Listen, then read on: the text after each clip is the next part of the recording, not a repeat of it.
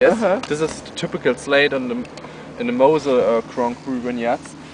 And the special of the Hofberg is something like that. The iron in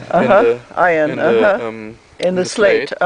And this one, the quartz. Quartz. Yes, this is typical for the Hofberg. Yes. For example, Wählener Sonnenuhr, there's only blue slate, very hard slate. And in the Hofberg, it is a little bit softer, the slate. You can break it easy. Easier than the slates of. I see that. Here. Oh, here is the iron. Yeah, iron. Yes, and a little bit of quartz in it. So this is the character of the Hofberg from the ground. Yes, and we have a lot of wines per hectare. You see it. We have 8,000 wines per hectare, and this is very much a lot of wines per hectare. But 40-year-old vines. Yes, 40-year-old wines. Was this in your family all along, and you took it over?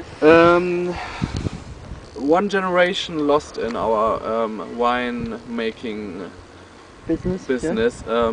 So my grandfather, he had a winery, but between my grandfather and me there was no winemaker. I see. And it ends in the 80s, and we start 2000 with winemaking again. I see. Yes. And so 2007 is